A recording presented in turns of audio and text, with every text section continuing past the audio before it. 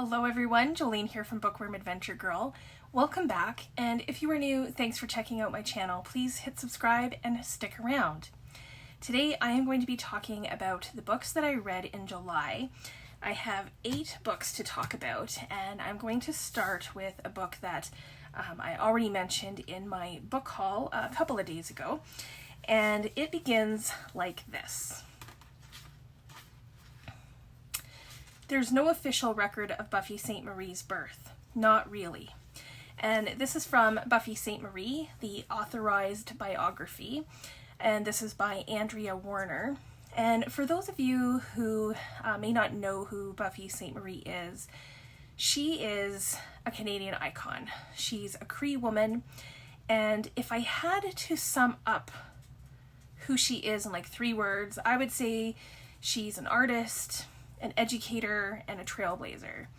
To me, she is the epitome of what an artist is. She creates in a variety of ways as a singer, a songwriter, musician, and visual arts. She's also so unique and, hasn't been pulled into the commercial aspects of the music business and the music world. And she has just stayed so true to herself and who she is, and she would be in a similar category of other Canadians like Joni Mitchell and Leonard Cohen, who are both talked about in this book. So she's also an activist, and she's so funny. I first learned about Buffy St. Marie when I was a kid watching Sesame Street. She used to be on that show, I'd say like late 70s, early 80s, and she has broken down a ton of barriers. She was the first person to breastfeed on television, and that was on Sesame Street. And this is talked about in the book. She also talked about this several weeks ago when I had the privilege of going to hear her speak, and that was such a great experience. But back to the book. Okay, so Buffy St. Marie has always been a very private person, but in the book it tells about her personal life, her family. She was adopted, which I had no idea, and it tells about her childhood and meeting her biological mother for the first time. She has experienced some trauma, so the book talks about how that has impacted her life, and I would say that mostly it talks about how music came into her life and the importance of music, kind of throughout her entire life. She is not a trained musician. She would just make sounds that she liked, and she just kind of went with that. And her career and what she has accomplished is phenomenal. And she's just so underrated, and this was a really good read. And although I would have loved for Buffy to have written this book herself, I was happy knowing that she was part of the process in the writing of the book, so that was okay. And Buffy is an author of a few children's books, so if you are interested in those, I can leave a link to her website below. And I would say that this book is for anyone interested in learning more about Buffy St. Marie, what influenced her, and then the influences that she's had through her musical talents in Canadian music. But not just Canadian music, really all music, and the influences through her activism, and especially the work that she's done in education. The next 2 books I read were buddy reads, and the first one begins, "When the moon rose in the 3rd northern hall, I went to the 9th vestibule." And this is from Piranesi by Susanna Clarke, which I read with AJ from AJ Dunn Reads and Writes, and Shelly from Shelly Swearingen's library. This is not a book that I would typically read. It's fantasy, and that is not a usual go-to genre for me. But this one had my interest because just so many people, like including people like myself who don't usually read fantasy, have talked very highly about this book. So when AJ said that I could join this buddy read, I was very happy to do so, and I am glad that I read it. I did not enjoy it as much as AJ or Shelly, but I did like it, and I can see how this is a good book for the non-fantasy lovers out there. For me, the book started off real strong. Piranesi is a character that I immediately liked. He's a very lovable character. And as Piranesi explores his world, which is basically this gigantic house with many different halls and statues, as the reader, you are taken into this world to explore as well. And I did like the world building. I found it very intriguing, and I had high hopes because it isn't too far into the story that you realize there is some tension, like something is not quite right, and of course you don't know what that is. At first I wasn't sure if it was me or if Piranesi was an unreliable narrator or what it was. So I liked that bit of uneasiness and the anticipation that was growing. And then eventually you meet the other, which is the second person in the house. And this character is very mysterious in many ways. Slowly, Piranesi finds evidence to something that might tell him the full truth of what is really going on. So I won't say too much about that because I don't want to spoil it for anyone. But I will say that this is why I didn't like this book more than I had hoped to, because I felt like there was all this building up, and then when things are revealed, I was like, that's it. I was disappointed by it, and I felt let down. I thought there was going to be this huge twist, and there is a twist, but I just thought that it was kind of boring and just a real letdown. So for me, it was okay. I am glad I read it. It's worth a try if you are curious. I would say that this book is for anyone who wants to try a fantasy story, or if you are a fantasy reader, and definitely if you like world building. The second buddy read I did begins like this. I was born twice. First as a baby girl on a remarkably smogless Detroit day in January of 1960, and then again as a teenage boy in an emergency room near Petoskey, Michigan in August of 1974. And this is from Middlesex by Jeffrey Eugenides, which I buddy read with Sonia, who is a friend and subscriber, and this book is the book that has been on my Goodreads list the longest time, and I'm so glad that I finally read it. I had attempted reading it twice before, and it just never captured me, and I never got far into it either time. But this time I was like, why have I waited until now to read this? I've always been intrigued by this cover, and now that I've read it, the cover makes perfect sense. I really think for this one, timing is everything. I think this book was published ahead of its time. It was published in 2002, and it won the Pulitzer. So obviously, people were paying attention to it.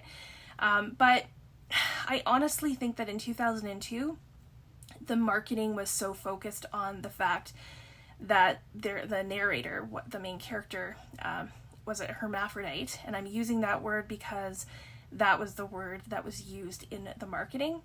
And that, it kind of took away from the entire story, and I think missed the point. I think if the book were to have been published now, it would have been marketed very differently.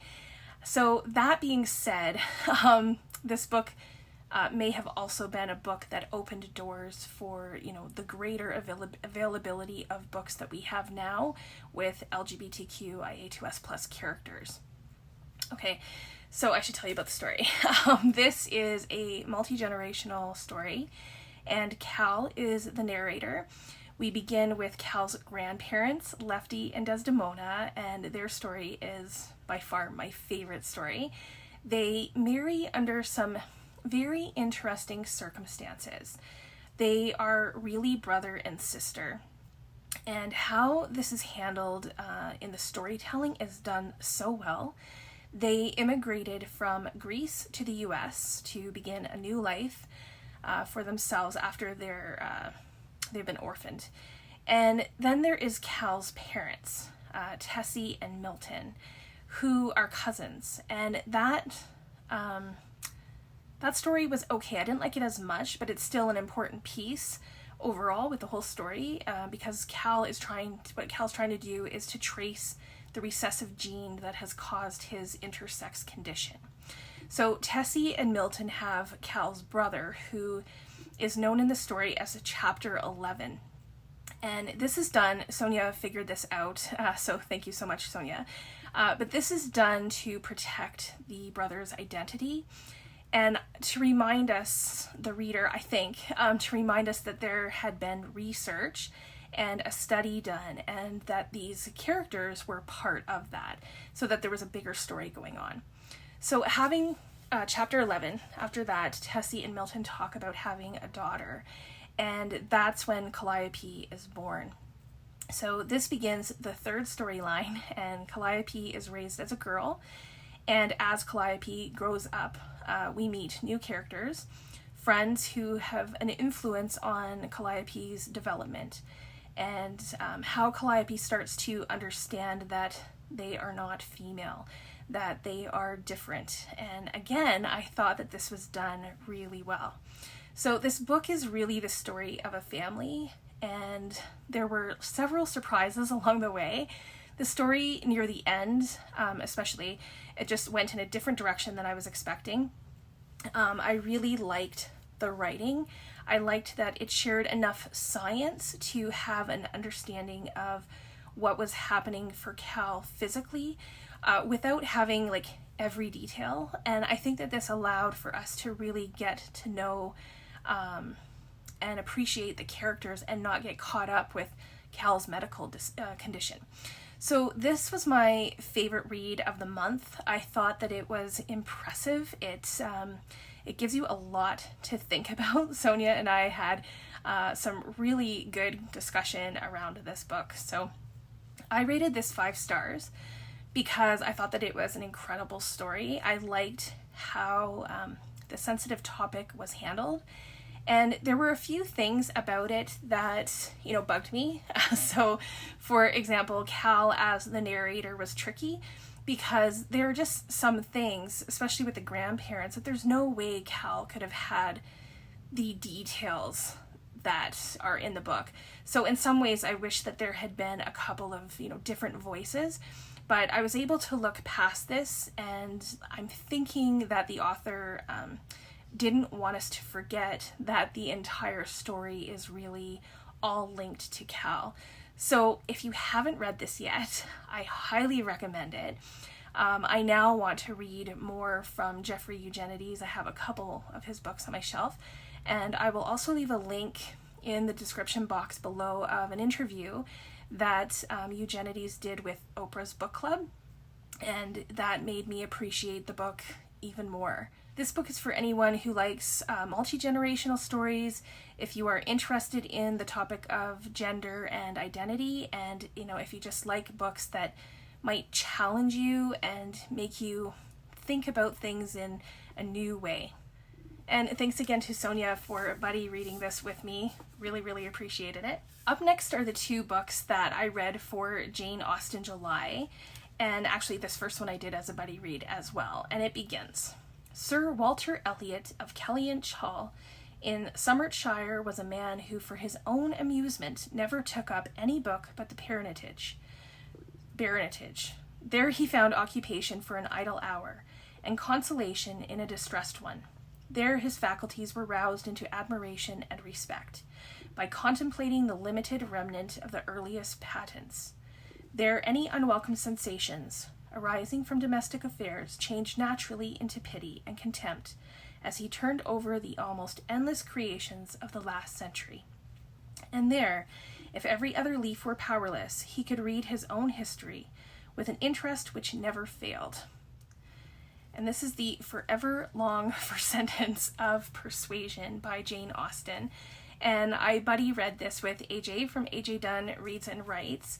And right now, this is my second favorite of Austen's big 6, but I've only read 5 of them.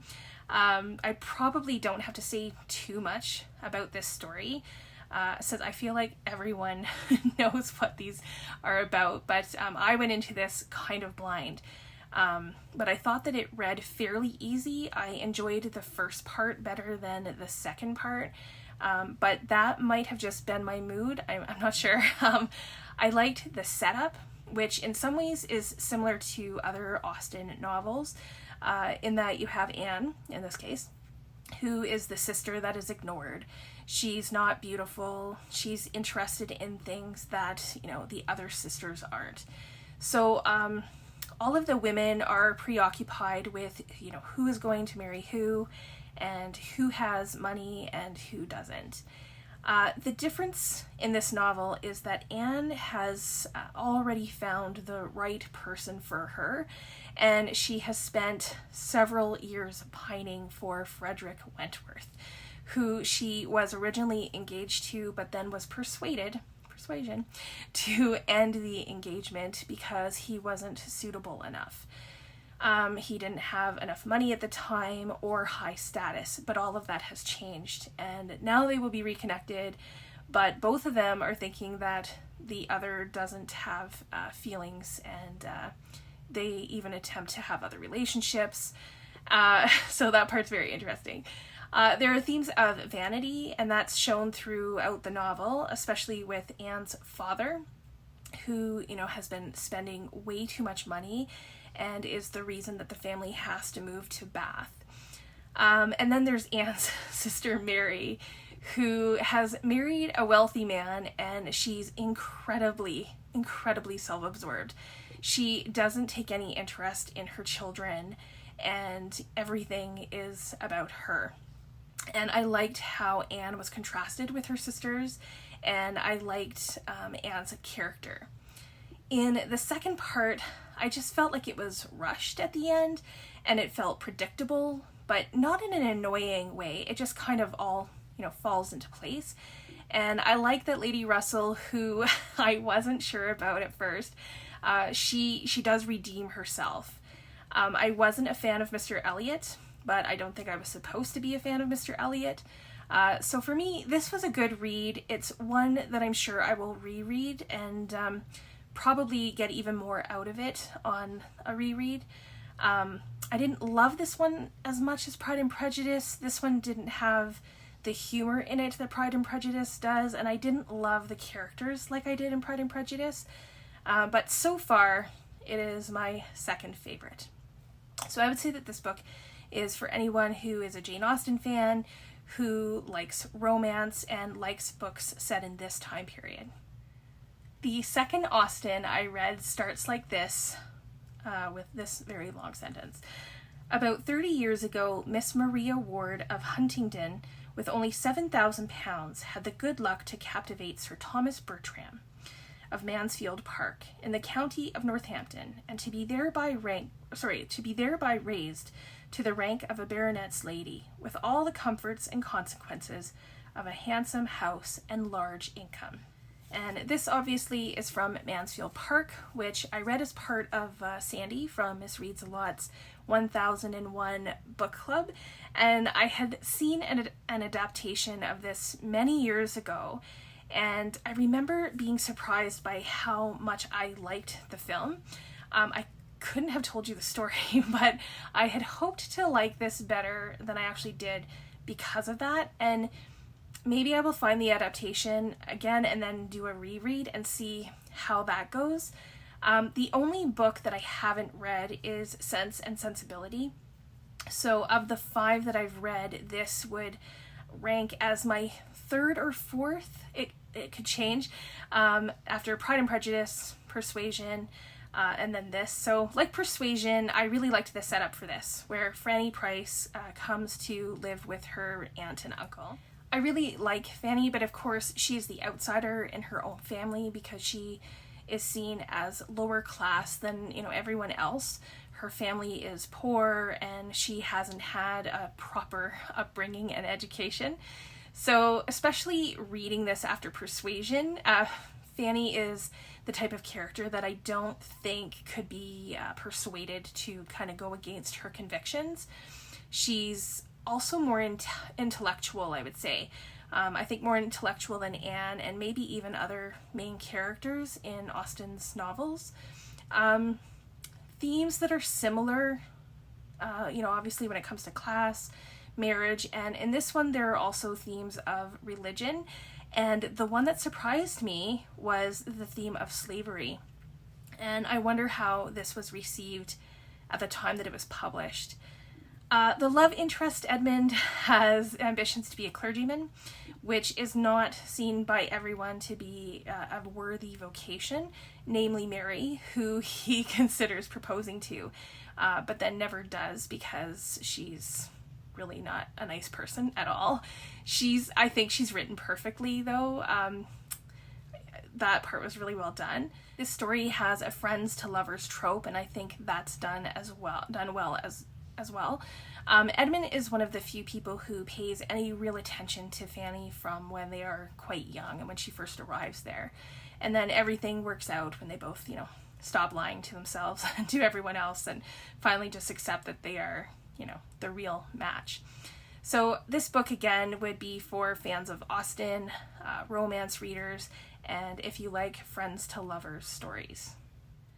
The first line in the next book is, "I was arrested in Eno's diner," and this is from Killing Floor by Lee Child, which was sent to me by Alice from Alice and the Giant Bookshelf. Alice did a giveaway which I won, and I finally got around to reading this, so thank you, Alice. Killing Floor is the first book in the Jack Reacher series. I think there's over 25 books in the series now, and there has been a movie and a series on Prime. And Alice loves Jack Reacher, and I will leave links below to a video that Alice did all about Reacher, so you can check that out, especially if you're a Reacher fan. So this story takes place in a small town in Georgia called Margrave, and this is a town that hasn't had a murder in it in decades. And that's all about to change drastically when Jack Reacher, who is an ex-military policeman, he's passing through and is swiftly arrested for murder. And Jack finds out that his brother is involved somehow, and he seeks revenge and tries to get to, the bottom of all of these murders with the help of Roscoe, who is a police officer and also the love interest in this novel. So here's the thing. This had a lot going for it. It sounds like something I would love. There's violence, a lot of action, a bit of a love story. There's a clever main character, but this just didn't grab me. This was just an okay read for me. I liked Jack's character. He is smart, he's witty, he wants to see justice done, but I didn't like him as much as I probably should for a main character. I also wasn't completely convinced by the love story piece with Roscoe. It just seemed a bit contrived to me. After about halfway through, I was getting a bit bored by it all, and after reading the book, I watched the Prime series, which I did like a little bit better, but I still didn't love it. I could kind of take it or leave it. So now my mom really enjoyed the series, and again, I can see that it has elements that I would normally like too. So I'm not sure exactly what it is that held me back on this, but I am grateful to Alice for introducing me to this series. I'm not running to the bookstore to get the second book in the series, but I am also open to reading further, maybe one day, since maybe I just need more time in Jack Reacher's world to really get into it. I don't know. We'll see. So this would be good for anyone who likes series, who likes action and violence. If you like to see the bad guys get what's coming to them, this would be for you. The next book begins, "No one ever wakes up thinking, I'm going to die on a dark road tonight, but that's the point, isn't it?" And this is from Dark Roads by Chevy Stevens. I have already talked quite a bit about this book because it was part of my first book pairings that I did. So I will leave a link to that video in the description box below if you are interested in learning more about this or hearing more about the book that I paired it with. First, I really like this cover. I love how her hair is kind of intertwined in the title and in the author. This is my second read by Chevy Stevens, and I know that I will read more. By the end of the first chapter, I was hooked, and this is a mystery thriller kind of book, which is inspired by true events, but takes place in a fictional town, and the highway called Cold Creek Highway is known as a road where women have gone missing for many, many years. The main character is Haley McBride, who goes to live with her aunt and her family after her father dies. And the aunt's husband, Vaughn, is a police officer, and he's very slimy. I got bad vibes from him right away, and he starts to use his authority to isolate and control Haley. And to get away from Vaughn, Haley and one of her friends make plans to escape, and when she does, people assume that she has become another victim of the highway. So the first half of this book, I was riveted, and I loved that the highway was a character in this, but the second half was not as fast-paced or as exciting to me. A couple of times the storyline got a bit confusing. Another girl, someone that Haley has a relationship with, is found murdered, and Haley gets involved in finding out who killed her friend. I just think that this needed a bit more editing, and it would have been great if it could have kept the pace because it had a really good thing going. I was surprised by the twist, and I do think that the story is worth a read. So this is a good book for anyone who likes thrillers, murder mysteries, and young, competent female characters. The final book in my wrap-up begins like this.